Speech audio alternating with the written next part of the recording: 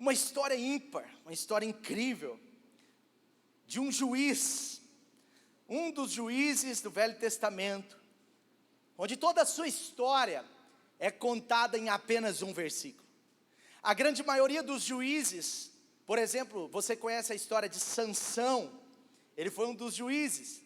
A grande maioria dos juízes nas escrituras estão numa história escrita por muitos versículos, mais de um capítulo. Mas eu quero que você medite comigo em Juízes capítulo 3, você que está acompanhando online, Juízes capítulo 3, abra a sua Bíblia. Você que está aqui não precisa abrir sua Bíblia, você vai ter a facilidade de ler a palavra de Deus nos telões. Juízes 3, versículo 31, Juízes 3, versículo 31. Essa é toda a história desse grande e poderoso juiz. Talvez você nunca ouviu falar de Sangar. Olha o que diz a escritura em Juízes 3:31. Depois de Eude veio Sangar. Diga comigo, Sangar. Você pode pôr esse nome no seu filho. Não, de verdade, esse pode. Depois de Eude veio, vamos lá gente, depois de Eude veio, eu preciso que você guarde esse nome, não é todo dia que você vai ouvir uma mensagem de Sangar, e é sobre ele que eu vou ministrar hoje. Filho de Anate, que matou 600 filisteus com uma aguilhada de bois. E diga assim comigo, ele também libertou Israel. Ele também libertou Israel. Sabe, geralmente quando nós lemos Juízes, eu estava falando para você,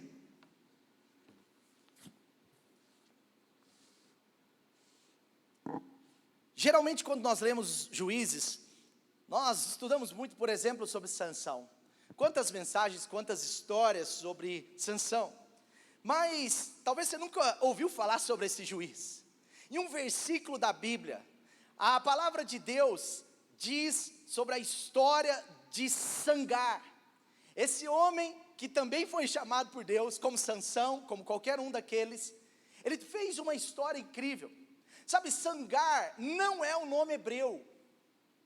E aliás, isso se comprova dele não ser alguém israelita, e todos os juízes eram de Israel, menos esse. Isso se comprova porque a Bíblia diz que ele era filho de Anate. E quando a única parte das escrituras que fala sobre Anate, fala que Anate era um nome gentil, não era um nome israelita.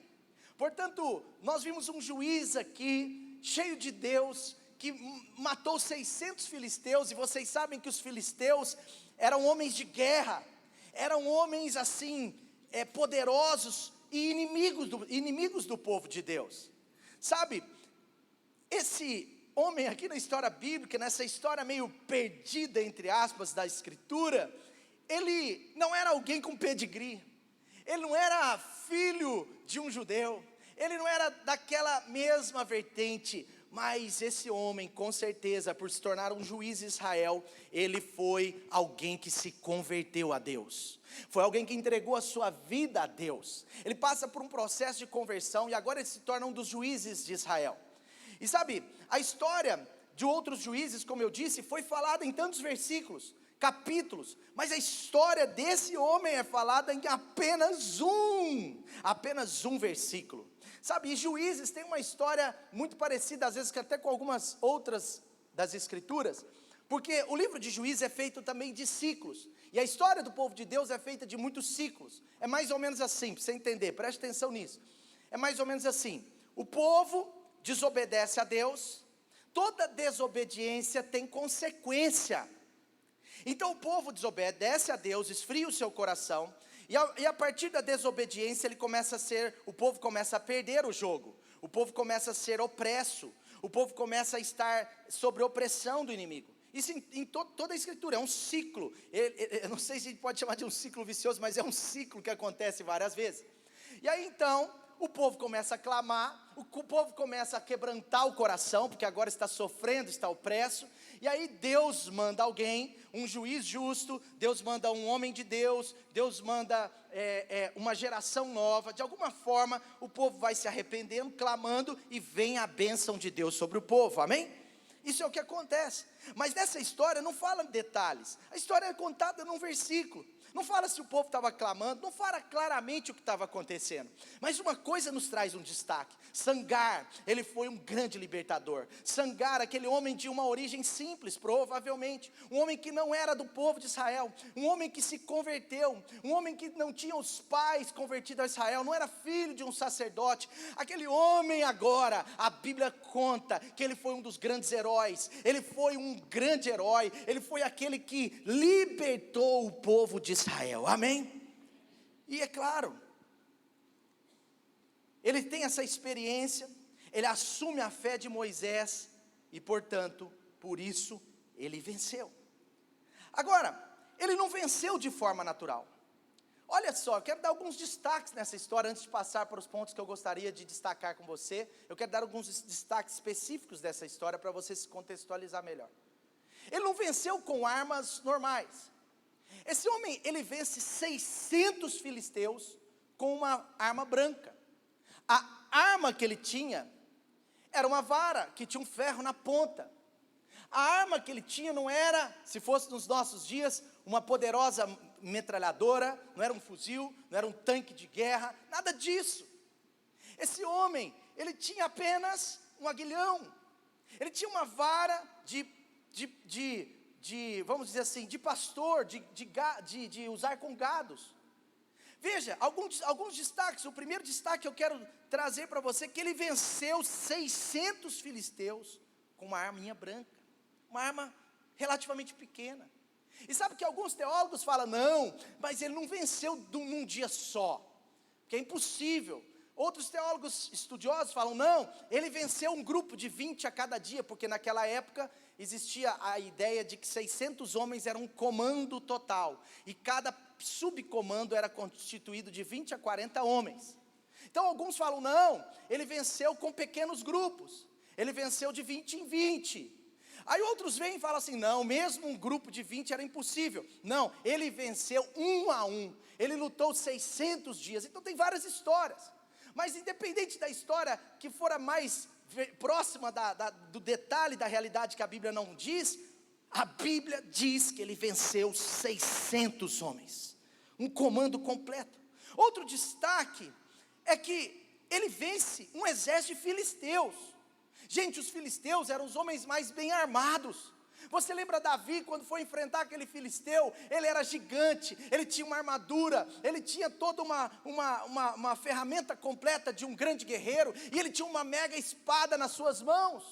Esses eram os filisteus, mas esse homem venceu 600 filisteus com uma pequena arma, com uma vara de bois, uma vara de carneiro. E a gente fica pensando, como que ele fez isso? Como que ele pôde vencer? E eu creio muito que ele venceu com base na confiança e na dependência de Deus. Ele lutou com os filisteus, talvez muito tempo, talvez pouco tempo, mas talvez não importava tanto o que ele tinha nas mãos, mas como ele poderia fazer aquilo com o que ele tinha. Ele valorizou o que ele tinha, ele não menosprezou a sua vara, ele não ficou preocupado com a arma que ele não tinha, mais do que em investir a sua vida com o que ele tinha nas mãos. Talvez esse foi um grande segredo da vida de Sangar, sabe? Portanto, às vezes não importa tanto quem ele era, não importa tanto a origem que ele tinha, não importa tanto aquela arma relativamente simples nas suas mãos, mas importava muito a sua disposição de vencer o inimigo, importava muito o seu valor, a sua gratidão naquela arma que, apesar de parecer uma arma branca, venceu 600 filisteus, amém? Então, eu quero que você entenda alguns destaques nessa história.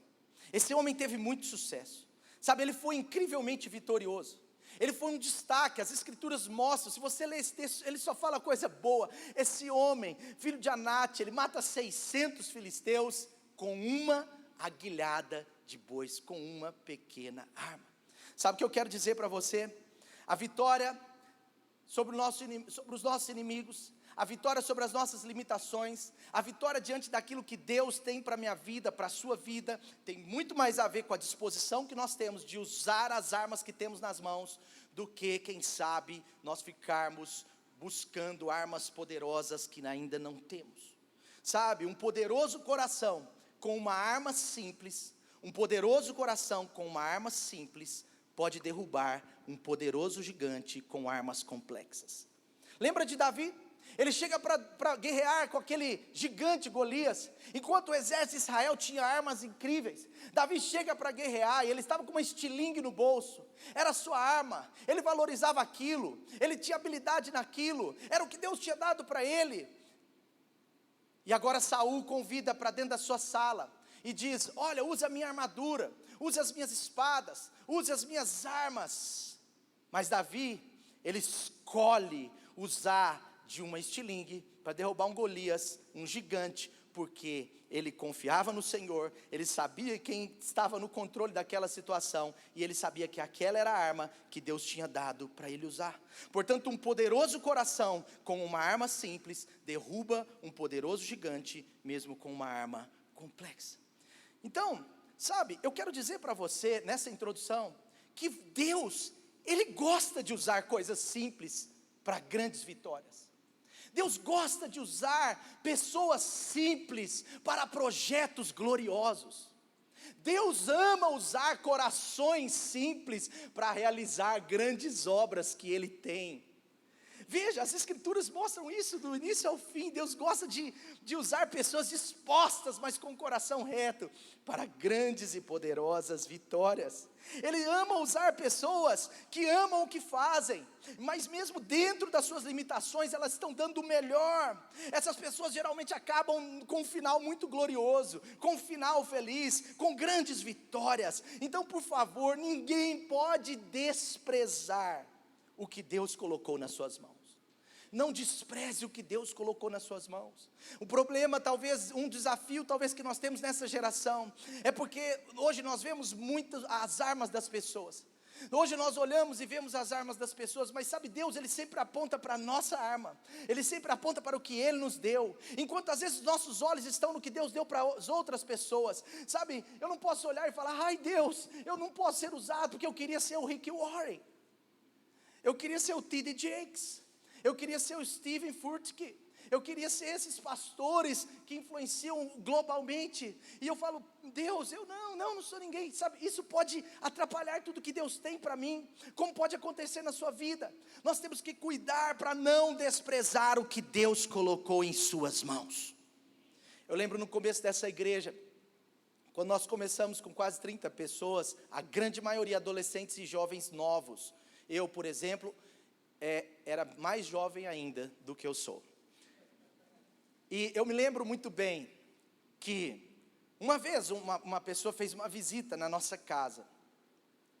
E ela falou assim para o meu pai, falou assim: Pastor Clemente, mas será que o senhor não fez uma loucura de começar uma igreja desse jeito, com pessoas assim tão despreparadas, tão desestruturadas, jovens, adolescentes, sem um empresário te patrocinando, sem ninguém fazendo nada assim sobrenatural? E eu lembro que aquilo quase que deixou meu pai indignado. Eu lembro a cara do meu pai, e eu lembro muito bem, como se fosse antes, ele falando para aquele irmão que certamente não era mal intencionado, mas muito racional. E ele falando para aquele irmão, fala: olha, Deus, Ele ama fazer coisas grandes. Ele ama fazer grandes projetos com pessoas aparentemente pequenas. E aquele homem falou: amém, amém, eu creio, mas não cria nada. Mas ele falou: eu creio, acho que ele falou por educação, não é? Mas sabe, nenhuma pessoa pode pensar que é incapacitada de servir. Nenhuma pessoa pode pensar que não tem nada nas suas mãos. Sabe, ninguém chamado por Deus, ninguém que é salvo em Jesus Cristo, pode olhar para si e dizer: eu não tenho nada. Sabe, Sangar, ele não disse: eu não tenho nada. Deus falou: vai, eu tenho um projeto para você. Você vai vencer esse inimigo. Você será um dos juízes mais famosos dessa terra. A sua história será contada por geração após geração. A sua história, aliás, estará nas escrituras. Todos saberão quem você é, Sangar. E ele falou: amém, Senhor. mesmo com apenas um aguilhão, eu vou vencer esse inimigo. Ele não menosprezou o que tinha, ele valorizou o que tinha. Então ninguém verdadeiramente salvo por Jesus pode pensar que é inútil, nenhum de nós. Na Bíblia o tempo inteiro nós vemos pessoas, situações, momentos difíceis, onde Deus sempre levanta alguém para salvar o seu povo. E na grande maioria desses alguéms que Deus levanta, são homens aparentemente fracos, aparentemente pequenos, aparentemente simples, pessoas simples, mas com um coração incrível. Você lembra quando o povo do Egito, quando o povo foi ser liberto do Egito? Deus fez nascer Moisés, um bebê. Aí aquele bebê seria o libertador, mas agora ele cresce dentro de um palácio, ele se torna um poliglota, ele se torna alguém muito inteligente, ele se torna um cabeção, e Deus não tem nada contra isso, mas ele se torna alguém que estava muito cheio daquilo, ele se torna um bravo guerreiro, porque todo filho, todo príncipe, todo filho de rei, todo menino criado em palácio guerreava muito bem, tanto que ele matou um homem, você sabe dessa história. Ele se torna alguém que era um poderoso guerreiro, ele se torna ali um homem, vamos dizer, aos olhos dos homens, completo. Mas sabe o que Deus faz? Quando aquele homem faz 40 anos, Deus leva ele para uma terra, onde Deus trata por 40 anos o seu coração, lá no deserto, entende, agora não é no primeiro deserto, mas Deus trata o coração dele, de forma tão incrível, e quando ele mais se sentiu fraco, com 80 anos de idade, mais ele se sente fraco, quando as forças dele talvez não estavam as mesmas mais, quando aquele homem estava contrito do tipo, agora eu não sou nada, agora eu não sou ninguém, agora eu não consigo, Deus fala, Moisés, você vai libertar o meu povo. E você lembra a história? Ele diz, Senhor, mas eu não sei falar, Senhor, eu não sei falar, eu tenho um problema de fala, eu sou tímido, eu não sei, mas eu não sei falar. E aí Deus fala para ele, não tem problema, eu vou colocar Arão na sua vida, ele vai te ajudar, vai lá. Aí ele começa a se animar, de repente ele lembra, Senhor, mas eu não sou um guerreiro mais, eu não tenho armas, aqui eu cuido de ovelhas, eu cuido dos carneiros, eu cuido dos gados, eu não tenho nada. E aí Deus fala, mas eu vou te dar uma vara. Olha que coisa, depois eu quero continuar sobre isso. Mas sabe, Salmo 51:17 diz, os sacrifícios que agradam a Deus, são um espírito quebrantado e um coração quebrantado e contrito, é o que Deus não vai desprezar, amém? Portanto, muitas vezes, em momentos de dificuldades, quando nós nos sentimos fracos, são nesses exatos momentos, que Deus ama fazer coisas grandes na nossa vida, no nosso coração. Talvez você esteja passando um momento difícil, talvez você esteja aqui, pensando nesses últimos dias, nessa virada de ano, que você não pode, sabe, preste atenção, Deus ele dá promessas muito grandes para a gente, talvez pense, Deus falando, você vai destruir 600 homens, amém, eu vou Jesus, aí ele fala, como Deus, que eu vou destruir 600 homens? Deus fala, com o seu aguilhão, com o que você tem.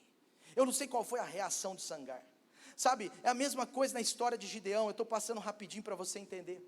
Gideão, depois de Deus o convencer do seu chamado, depois dele dizer para Deus, eu sou o menor, da menor família, da menor tribo, e Deus falou, não, seja corajoso, eu estou contigo. Olha como Deus ama trabalhar com aqueles que são aparentemente fracos, olha como Deus ama fazer coisas grandes naqueles que têm um coração reto, um coração contrito, mas que às vezes as suas armas não são as melhores. Veja, Deus vira para Gideão e fala, vai, você tem que ser corajoso, eu que vou fazer essa obra, eu que vou fazer, vai. E Gideão se levanta e vai. E Gideão pega 32 mil homens para destruir aquele exército inimigo. Só estou passando essa história para você entender a base que eu quero dar para essa palavra. Mas ele pega 32 mil homens e vai para atacar o inimigo. E Deus fala, ei Gideão, pera. Eu não quero 32 mil. Faz uma seleção. E agora ele faz uma seleção. E ele elimina 22 mil. E ficam só 10 mil homens para vencer um exército poderoso. E eles vão para frente da batalha, e agora Deus fala, ei Gideão, para, tem muito homem aí.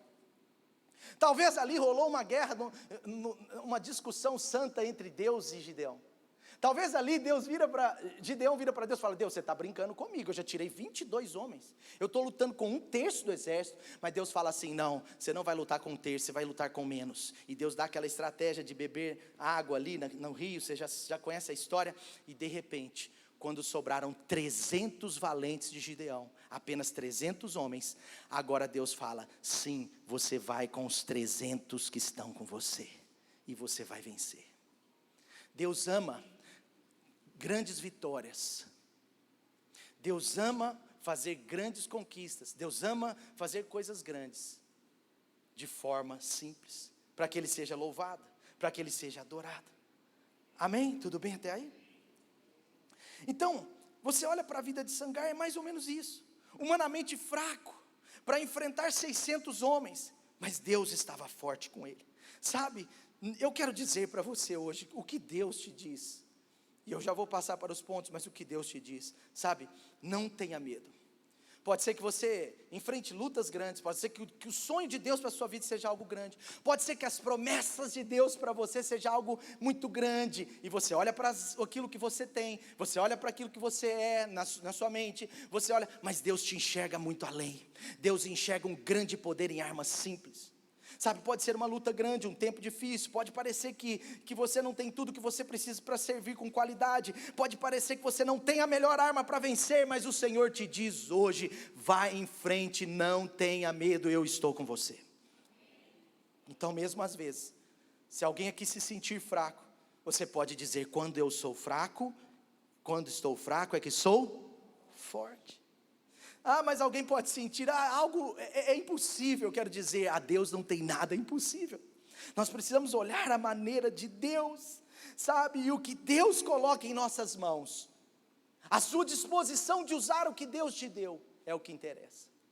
Então eu quero falar de alguns pontos aqui para você, o primeiro deles, o primeiro destaque, o primeiro segredo para você, que quer vencer o inimigo como Sangar, preste atenção, nós precisamos descobrir o que temos. A primeira coisa, eu preciso descobrir o que eu tenho. Eu preciso descobrir o que eu tenho e colocá-los nas mãos de Deus. Muitas pessoas não avançam e não vencem o inimigo, ou vencem o inimigo talvez em algumas temporadas e outras não, porque ainda não tiveram a revelação do que Deus as deu. Deus deu algo para todos. Você vê na parábola dos talentos que nenhum servo ficou sem um talento. E talento ali significa responsabilidade, recursos. Talento não é habilidade. Vai além de habilidades, porque é lógico que habilidades todos têm, desde, não é, isso vem de casa, nascimento, vida e etc. Mas além das habilidades, Deus deu algo para você. Eu creio que todos têm, no mínimo algo que Deus chamou. Pensa, eram 3, um recebeu 1, outro recebeu 2, outro recebeu 5. Acontece que o desafio é você descobrir o que você tem. O que você tem? Sabe, às vezes, nós achamos que não temos nada, mas eu garanto para você, nós nunca podemos achar que não temos nada. E a tendência é acharmos assim, eu não tenho nada. Ou olhamos para o que temos falando, é tão pouco que é quase nada, então é melhor falar que é nada. E aí está o problema. A nossa tendência inicial é achar isso. Sangar, ele poderia ter pensado assim, como? Eu não tenho nada. Eu não tenho uma grande arma, eu não tenho uma poderosa espada, eu não tenho nada, como eu vou derrotar 600 filisteus? Davi poderia ter falado isso, eu não tenho nada, eu cuido de pastores, como eu vou derrotar Golias? Eu não tenho nada, eu só tenho uma estilingue. Você lembra a história de Eliseu com aquela viúva? No capítulo 4 de 2 Reis, conta a história de Eliseu com aquela viúva, a maioria que conhece. Mas é incrível porque aquela mulher, ela era esposa de um dos profetas que trabalhava na equipe de Eliseu. E esse profeta, ele era muito de Deus, mas ele era descontrolado financeiramente. Sabe o cara que gasta mais que ganha? Sabe o cara que não junta dinheiro? Ele era assim, um homem muito de Deus, mas com esse gap, com esse desafio. E agora ele morre, e ele deixa uma grande dívida para sua esposa. Aquela viúva, ela estava desesperada, não tinha seguro da dívida. Quando o marido morria, deixava a dívida, a esposa e os filhos tornavam-se escravos do devedor. Pensa aquela mulher olhando 2 filhos, provavelmente adolescentes, se tornando agora escravos de um homem por 20 anos, por 10 anos, ou talvez por toda a vida. Pensa na dor dessa mulher. E agora Eliseu chega para fazer algo pela vida dela. E Eliseu, ele não só representa o profeta, líder, mas ele representa a voz de Deus ali. E quando Eliseu chega para aquela viúva, ele fala: olha, o que eu posso fazer para você? Ela fala: olha, eu estou devendo uma quantia enorme. Meu marido deixou dívidas. E sabe, Eliseu, eu não queria que os meus filhos fossem escravos. Eles estão aqui numa liberdade incrível, agora eles vão ser escravos. Faz algo por nós. E Eliseu faz uma pergunta para ela, ele pergunta, porque ele era a voz de Deus, talvez é uma pergunta que Deus tem feito para você. Eliseu pergunta para ela: o que você tem? E a primeira resposta daquela mulher é: nada. Eu não tenho nada. A primeira resposta daquela mulher, a primeira reação dela é dizer: aliás, você não está entendendo, eu tenho dívidas, eu não tenho nada. E ele pergunta de novo: o que você tem em casa? Ela disse: nada, eu não tenho. E ele insiste, ele fala: alguma coisa você precisa ter, você tem que ver o que você tem, porque Deus vai usar a partir do que você tem. Deus não usa a partir do que você não vê, Deus não usa a partir do que você tem, mas você não vê, você precisa ver o que você tem, você precisa descobrir o que você tem. Vai lá na sua casa, viúva, dá uma olhadinha lá, se você tem alguma coisa. E ela vai na casa, e ela volta com uma pequena quantidadezinha de azeite, e ela fala: olha, a única coisa que eu tenho é essa botijinha aqui, que tem um pouquinho de azeite, para a gente sobreviver mais uns dias. E aquele profeta dá um sorriso, e é quando ela descobriu o que ela tinha. Ela disse: eu tenho uma pequena vasilha de azeite. E agora Eliseu fala: aleluia. É muito poderoso quando descobrimos o que nós temos. Sabe o que Deus quer de você nesse primeiro trimestre, nesse primeiro mês do ano talvez? O que Deus quer de você hoje é que você descubra, ou novamente volte os seus olhos para o que Ele te deu. Deus te deu armas simples ou poderosas, mas alguma coisa Ele te deu.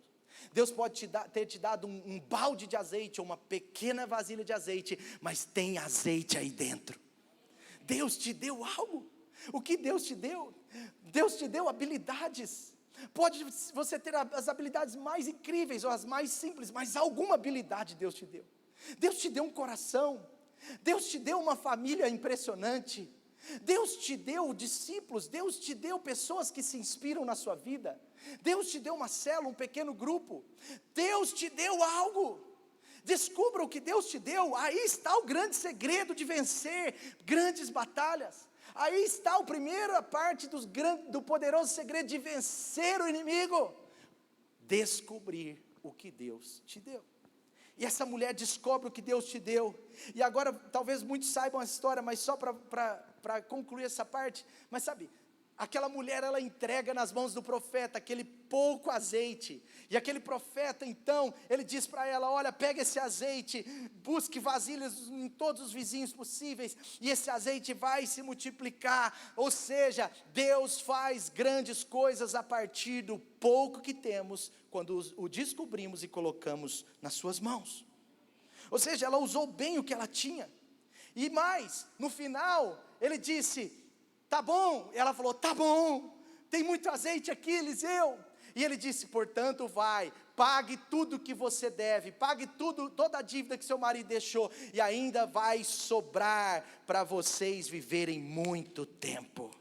Porque quando nós disponibilizamos para Deus o pouco que temos, Ele completa toda a sua obra em nós. E a obra de Deus em nós não é do necessário, mas do abundante. Não é só do que a gente consegue ver, mas é do que Ele vê. Geralmente, para essa mulher, ela estaria muito satisfeita com toda a dívida paga, porque aí eles teriam que trabalhar muito, mas não seriam escravos. Mas para Deus, Ele não queria dar apenas as dívidas pagas, Ele queria dar mais do que isso. Vejam, isso é uma característica. Sabe, essa mulher, ela poderia ter sido incrédula. Ela poderia ter falado assim: olha, eu não vou entregar não. Olha, eu vou fingir que não vi essa vasilha. Olha, é tão pouco, que é como se fosse nada. Olha, eu não tenho nem coragem de pôr essa vasilha para fora de casa. Eu tenho vergonha, é tão pouco, é tão pequeno. Mas não, ela creu, ela disse, tá bom, eu vou entregar, é o pouco que eu tenho, mas eu vou colocar nas mãos do profeta, eu vou colocar nas mãos daquele que é o homem de Deus, eu vou colocar nas mãos daquele que pode fazer todas as coisas, que na verdade era o Senhor Deus. Sabe o que eu quero dizer? Essa mulher não ficou esperando, ela entregou na hora. Sabe de uma coisa interessante? O que Deus nos diz que temos que ser, o que Deus nos diz que temos, não é para ser usado amanhã, mas é para ser usado agora. Tudo que você perceber em Deus, que Deus te deu, não é para amanhã, é para você ser usado agora, é para ser usado nesse tempo, não deixe para depois. Sabe, muitas pessoas deixaram para depois e esqueceram as armas que Deus deu. Muitas pessoas deixaram para depois, para usar depois o pouco que tinham, para colocar nas mãos de Deus depois o pouco que tinham, e perderam até o pouco que antes tinham. Então nós não podemos pensar, é quando passar a pandemia, é quando meus filhos crescerem, é quando o meu casamento se estabilizar mais, é quando eu mudar dessa casa de apenas 3 quartos, eu preciso de uma casa de 5 quartos para isso acontecer, é quando a minha célula multiplicar, e assim nós vamos encrencando o nosso potencial, nós vamos limitando aquilo que Deus quer fazer. Não é quando os seus filhos crescerem, não é quando você estiver numa situação financeira bem melhor, não é quando você amadurecer muito mais, mas diga comigo, é agora, é hoje, amém? Então eu quero perguntar para você, o que você tem? Deixa o Espírito Santo te mostrar. O que você tem? Sangar tinha uma vara de tocar bois, mas ele descobriu que com aquela vara ele poderia vencer o inimigo, ele poderia vencer 600 filisteus. Pense no que você tem agora para oferecer a Deus, pense no que você tem para guerrear do lado certo, do lado do Evangelho, do lado do Senhor Jesus. Pense agora. Pode ser de uma arma simples, por favor, eu quero esse momento bem assim, que você realmente traga para o seu coração. Qual a arma simples que você tem?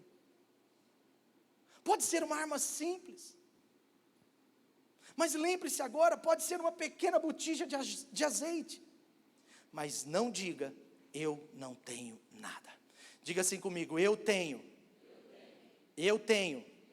arma simples, eu tenho azeite na botija, e eu sei que isso tem grande poder nas mãos de Deus, amém? Em segundo lugar, não basta a gente perceber o que a gente tem, se a gente não valorizar o que a gente tem. Muitas pessoas percebem o que tem, mas no seu coração, ou geralmente na sua expressão, ou geralmente nas suas atitudes, menosprezam o pouco que tem.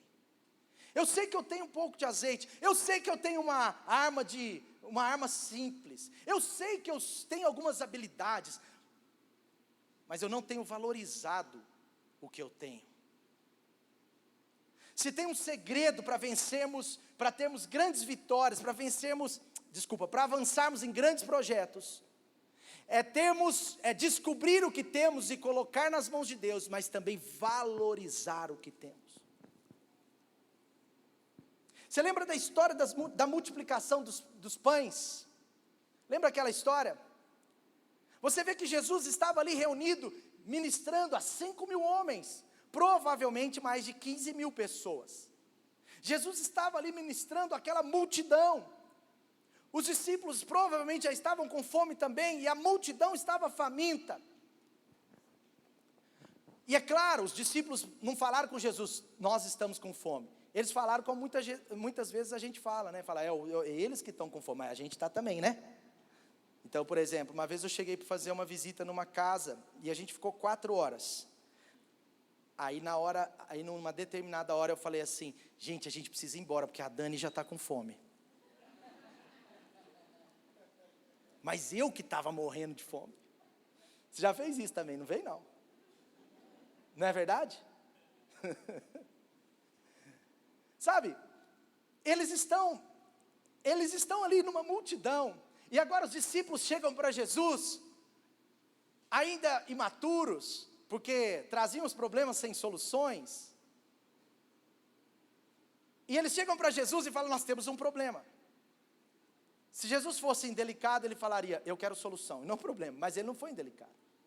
E os discípulos chegaram e falaram: nós temos um problema. A multidão está com fome. Nós não, Jesus, nós estamos tranquilos. A multidão que está com fome. A multidão está com fome e nós não temos nada.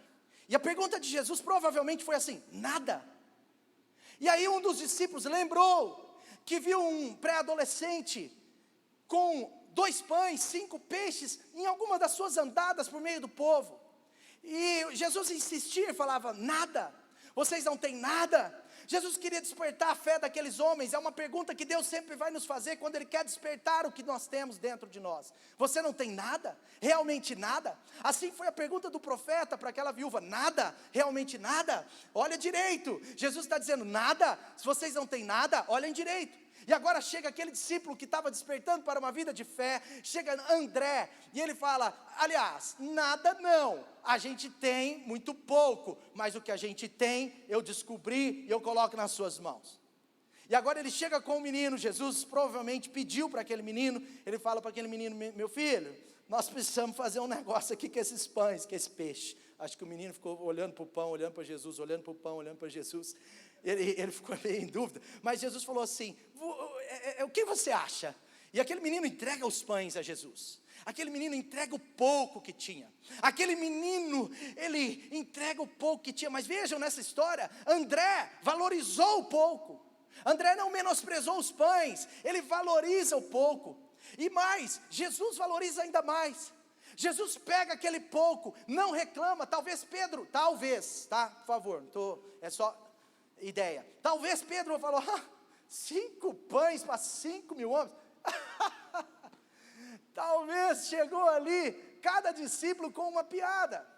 É provável que aqueles apóstolos, aqueles discípulos acharam aquilo absurdo. Eles menosprezam o que tinham ao invés de valorizar o que tinham. Aqueles discípulos olhavam e falavam: 5 pães, meu Deus, esse André aí está meio esquisito, ele quer bajular Jesus. Mas a verdade é que André, ele dá uma valorizada. Ele fala: nada não, Jesus, nós temos 5 pães, 2 peixes e um menino com a disposição de entregá-lo. Jesus conversa com o menino, entrega nas suas mãos, e Jesus certamente já estava pensando em tudo que faria, mas sabe, é incrível como Jesus faz. Ele pega aquele pão, ele olha, a Bíblia diz que ele ergue aos céus e ele agradece, ele valoriza o pouco que tem. Sabe, um grande segredo para você romper limitações, vencer os inimigos da sua vida, um grande segredo para a igreja avançar, para a sua família avançar, para você como pai avançar, para você como empresário avançar, para você como funcionário avançar, um grande segredo é valorizar o que Deus te deu. Nós temos que ter muito cuidado com isso. Isso não significa que você não pode ter ambição para algo mais. Isso não significa que você pode querer algo mais, né? Querer melhorar, não tem nada a ver.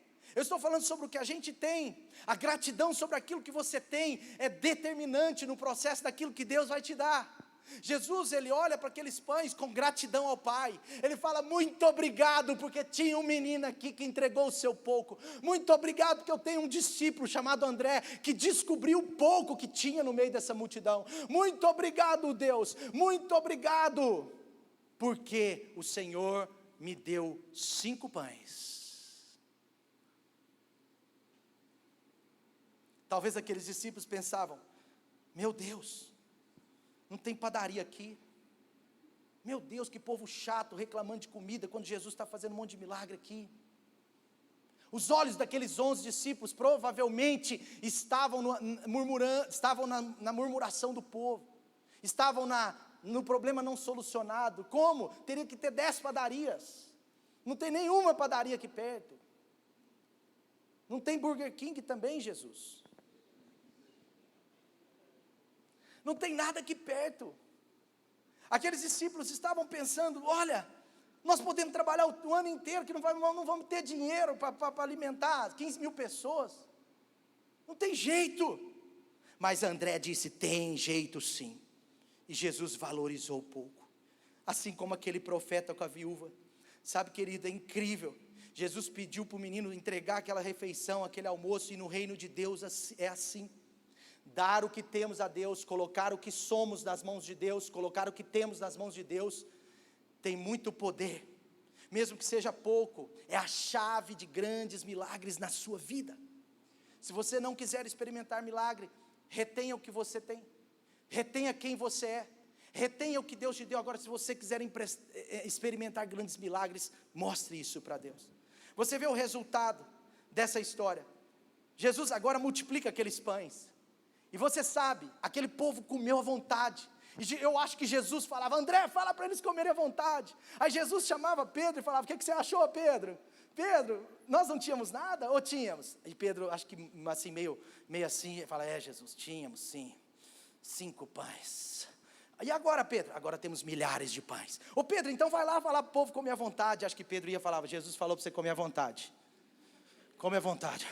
Mas André estava do outro lado falando: comam, gente, comam mais, comam à vontade. Yes, nós entregamos o pouco, valorizamos o pouco. Valorize o pouco, gente, na sua casa, porque vai se tornar tudo isso. E a Andréia pregando, eles estavam no meio daquela multidão.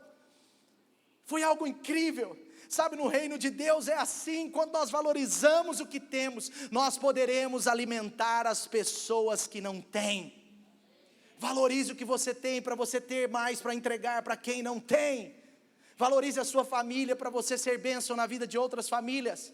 Valorize os seus recursos, aquilo que Deus te deu. Seja fiel ao Senhor, é claro, mas valorize o que Deus te deu. Cuide do que Deus te deu, para que você possa alimentar outras pessoas também. Valorize os talentos, valorize as responsabilidades, valorize o seu nível de liderança, valorize o seu nível de responsabilidade, que seja pequeno ainda, mas valorize o que você tem. Quando nós valorizamos o que a gente tem, o Senhor nos dá muito, muito, muito, muito mais. Você lembra a parábola dos talentos? Aquele homem que recebeu 1 talento, ele pega o seu talento, ele afunda na terra. Isso mostra de alguma forma que ele não valorizou.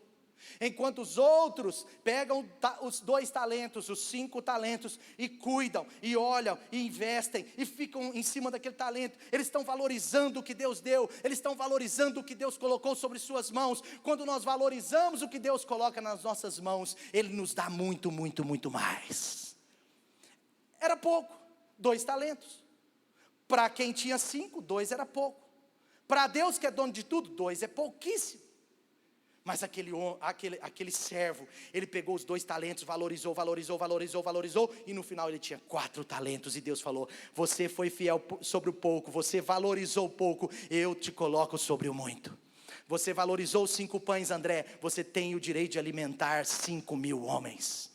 Você valorizou os 5 talentos, eu vou te dar mais 5, e ainda vou tirar 1 daquele que não valorizou, e vou colocar sobre você, porque Deus não quer coisas menosprezadas nas mãos de pessoas que Ele valorizou. Deus te valorizou, para você valorizar o que Ele coloca nas suas mãos. Segundo resultado dessa história, houve pães para todos, e sobraram 12 cestos. Jesus é bom demais, Ele é maravilhoso. Ele fez sobrar 12 cestos, e muito provavelmente, Ele fez sobrar 12, porque era para cada um dos apóstolos levarem um cesto de pão para casa. Não porque faltava na casa deles, que isso eu não sei, eu acho que não faltava, mas não por causa disso, mas para que a fé deles fosse enriquecida à medida que eles valorizassem o pouco que Deus os daria. Foi assim que a igreja primitiva cresceu. Eram poucos, eram 120, mas eles valorizaram os 120. Eram poucos, agora eram 3.000, eles valorizaram 3.000. E a história conta que a igreja primitiva, com pouco mais de 15 anos depois da morte do nosso Senhor, ela tinha mais de 250.000 cristãos. Por quê? Porque eles valorizavam. Valorize. Se você está cuidando de uma pessoa, valorize. Se sua célula tem 7 pessoas, valorize o que Deus te deu. Valorize o marido que Deus te deu. Valorize a esposa que Deus te deu. Valorize os seus filhos. Eles não são perfeitos, mas valorize os seus filhos. Elogie-os das coisas boas. Corrige do que precisar, mas valorize os seus filhos. Valorize o seu emprego. Valorize o seu emprego. Mas não é o emprego dos meus sonhos. Eu só ganho X por mês. Eu quero ganhar 3 vezes mais. Valorize o que Deus te deu. Seja fiel fiel no que Deus te deu, e Ele vai acrescentar mais na sua vida. O grande segredo de Sangar para vencer aquele povo é que ele não menosprezou a sua pequena arma, ele valorizou. Eu acredito que ele pegou aquela vara, pegou a sua ponta de ferro, ele ficou ali amolando, afiando, ele ficava todo dia ali fazendo um negócio na vara, lá deixava a parte da ponta era de ferro, ele deixava bem pontuda, ele valorizava, aquela era a sua arma. Era com ela que Deus o chamou para vencer. Então não desvalorize. A igreja, querido, precisa se adaptar às situações adversas. A sua célula precisa aprender a se adaptar às situações adversas. Sabe, nós temos que ser criativos, temos que ser atualizados. Mas tudo isso, muitas vezes, nós já temos tudo que precisamos nas mãos para fazer. Portanto, valorize a sua célula. Valorize os dons que Deus te deu. Valorize o seu ministério, valorize o seu chamado. Valorize a sua igreja. Eu amo essa igreja, porque eu vejo a paixão que nós temos por ela. Valorize a família da fé que Deus te deu. Sabe, teve uma época da minha vida, quando a nossa igreja era menor, e foi uma época que eu despertei para ir em muitos congressos, muitas conferências, e foi muito bom para mim as conferências que eu fui. Mas a nossa igreja era pequena ainda, e a gente se reunia numa quadra. A gente alugava uma quadra todo domingo, nós tínhamos 70 membros, e a gente alugava uma quadra todo domingo, e a nossa igreja era lá. Domingo a quadra era nossa, sábado era peteca, sexta era vôlei, mas domingo era igreja. E eu me lembro que eu fui em muitos congressos, eu fiquei muito empolgado, mas eu me lembro que eu desmotivei, porque eu chegava na nossa igreja, estou falando da minha experiência, eu chegava na nossa igreja, velho, o negócio era tenso. Para você ter ideia, eu era o ministro do louvor. E eu falava, nossa, o louvor daquela igreja foi bem melhor, não consigo fazer nem 10%. E aí eu tinha sentado numa poltrona, e na época nós tínhamos cadeiras, né, simples, e aí eu comecei a comparar, eu comecei a ficar assim. E aí eu lembro um dia que o Espírito Santo me pegou, eu estava numa reunião de oração, e o Espírito Santo me pegou de tal forma, ele me pegou de tal forma, e ele me corrigiu, ele falou: valorize o que eu te dei, porque eu te darei muito mais, não para mim, mas para nós. E eu comecei a valorizar aquela igreja, eu comecei a valorizar as pessoas mais ainda, eu comecei a valorizar a estrutura muito simples que a gente tinha, eu comecei a valorizar as coisas, agradecer a Deus. Deus, muito obrigado por essas caixas de som, do tamanho de um Fusca, que a gente sobe lá embaixo todo dia e traz para cima, porque a gente tinha que montar a igreja, a gente chegava, era uma quadra. Então nós chegávamos de manhã para lavar, depois outra célula ia mais tarde para secar, depois outra célula ia para subir os instrumentos, depois outra célula subia as cadeiras, acabava o culto, uma célula descia as cadeiras, outra célula descia os fuscas, quer dizer, as caixas de som. Aí era assim, porque as caixas de som tinham um som 10% dessa e era 3 vezes maior que essa, não é? E roncava, a voz saía: gente, boa noite. Mas eu comecei a agradecer. Eu falei: obrigado, Senhor, obrigado por essa banda, obrigado por isso, obrigado por isso. E eu fiquei me policiando, eu fui agradecendo a Deus. E as pessoas perguntavam da minha igreja, eu tinha vergonha de algumas coisas no início, e agora eu tinha orgulho, eu tirava foto, aí as pessoas tal, e era maravilhoso. Por quê? Porque Deus foi nos dando graça, graça, graça. Então valorize a sua célula, valorize o seu chamado, valorize a sua igreja, valorize a sua família, amém? Lembre-se, Jesus disse: obrigado, Pai, por esses 5 pães, enquanto alguns discípulos estavam credo. Podíamos ter milhares, amém? E por último,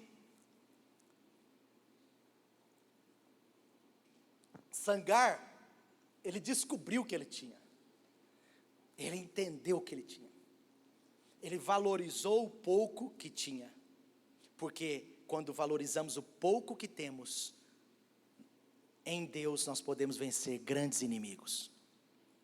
Mas Sangar, eu creio que ele também desenvolveu o que ele tinha.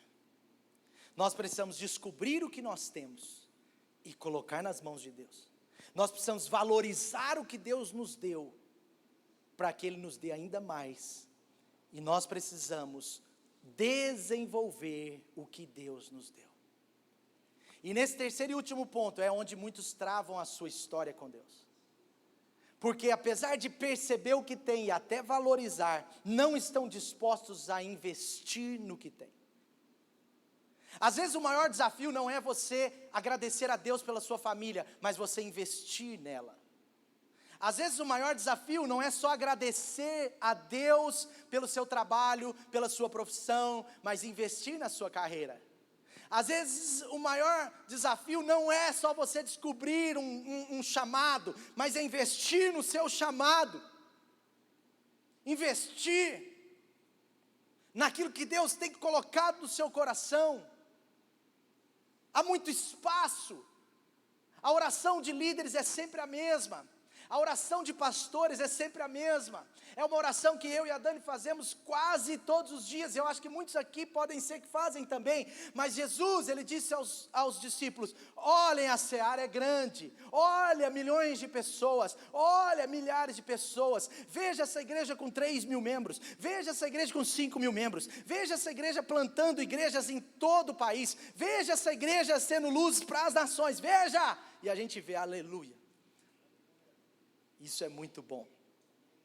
Mas o Senhor Jesus, ele diz, aí eles empolgaram os discípulos: uau, é mesmo, uau, eu vi, multidões, milhões, eu vi. E agora Jesus fala: portanto, clamem ao Pai, para que mande mais trabalhadores para a sua seara.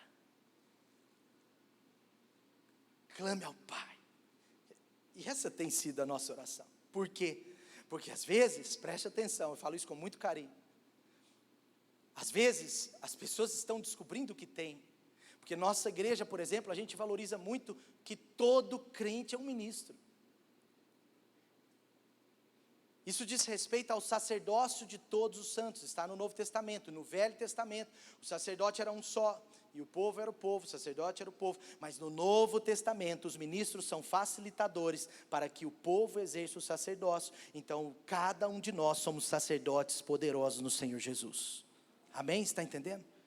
Isso é o sacerdócio de todos os santos. Por isso que a nossa igreja é uma igreja que valoriza as células, por isso que nós valorizamos os ministérios, por isso que nós valorizamos todo o trabalho feito, por isso que nós estamos desafiando cada um a servir, porque nós acreditamos que todos aqui podem ser usados por Deus. Todos podem orar para uma pessoa, todos podem levar Jesus para uma pessoa, todos podem ensinar a ser discípulos, todos nós somos ministros de Deus, amém? Entende? Ministros com M minúsculo, mas você precisa entender, porque é vocação universal. Por isso que essa doutrina chama sacerdócio de todos os santos. Tem igreja que crê, tem igreja que fala, mas na hora de praticar, o sacerdócio está só aqui em cima. Mas não é o nosso caso. Agora eu quero te dizer uma coisa. Por que eu estou falando disso? Porque nós oramos e pedimos a Deus para nos desenvolver, para desenvolver o meu ministério, para desenvolver o seu ministério. Eu não posso ser o mesmo pastor de hoje amanhã. Eu não posso ser o mesmo líder de hoje daqui a um ano.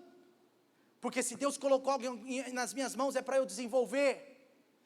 Deus coloca 2 talentos, o meu papel é desenvolver os 2, 3, 4. Quando Ele volta, Ele encontra 4 e Ele se alegra e Ele me enche de elogio. Nós precisamos desenvolver o que nós temos,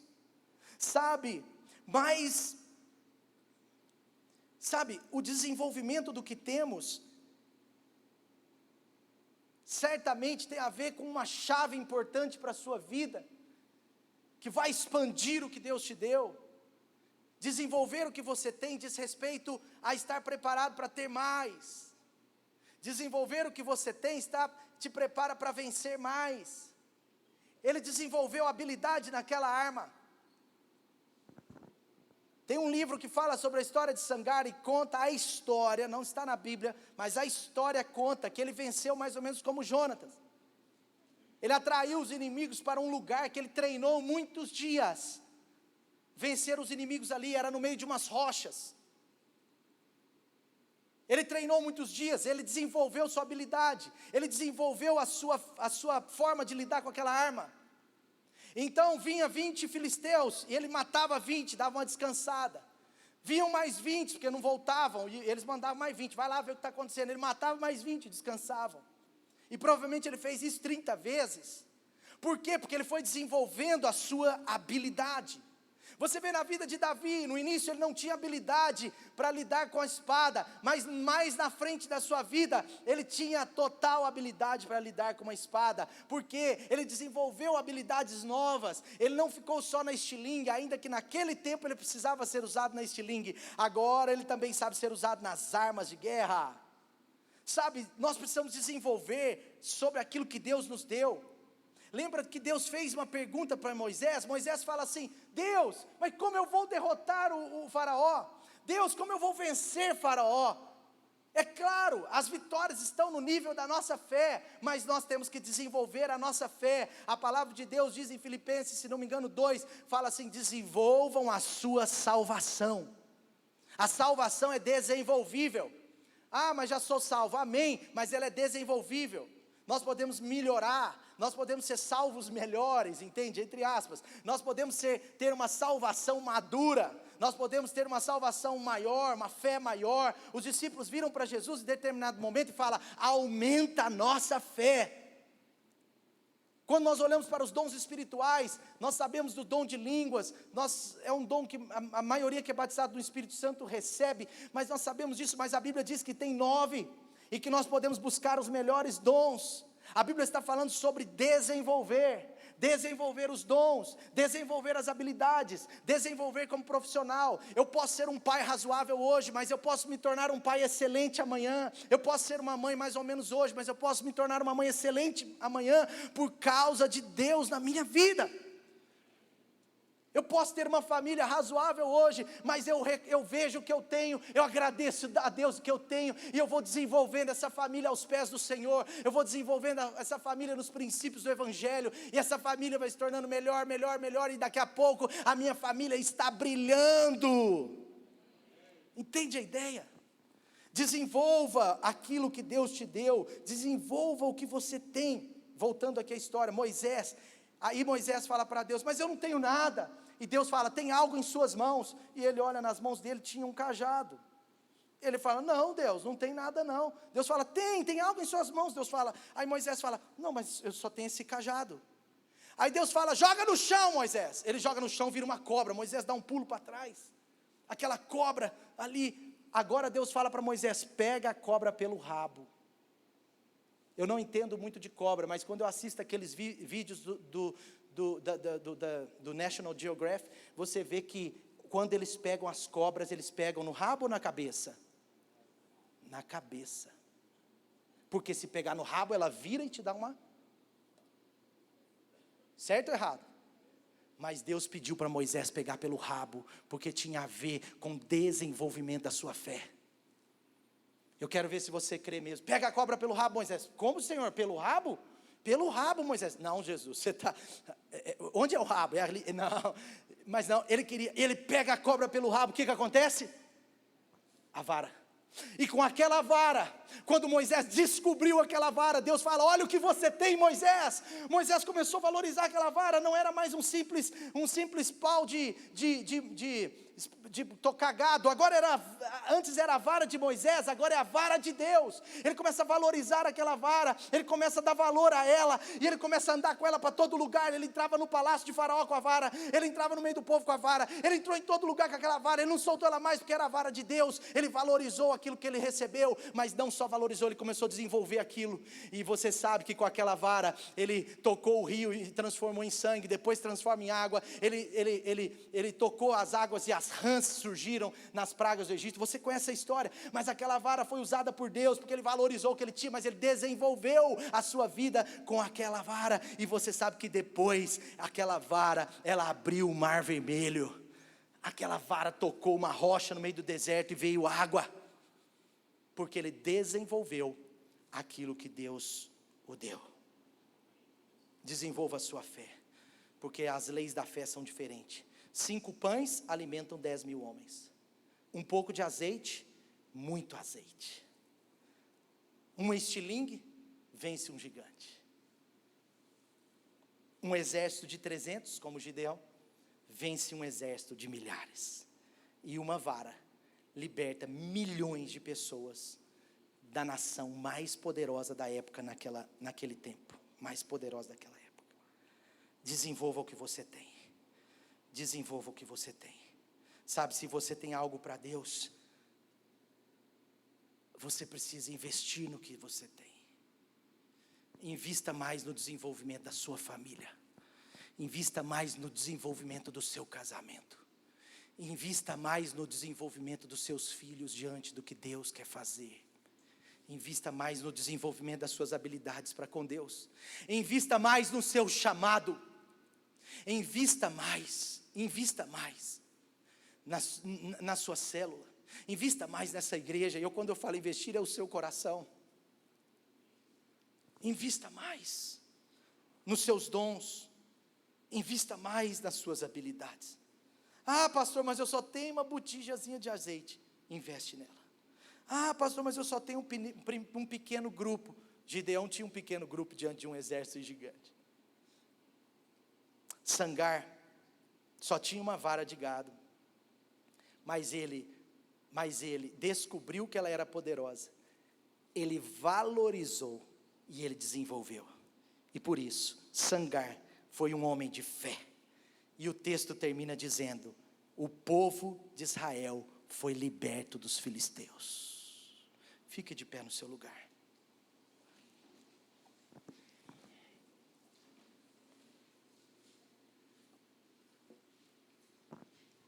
Feche os seus olhos, nós precisamos descobrir o que temos.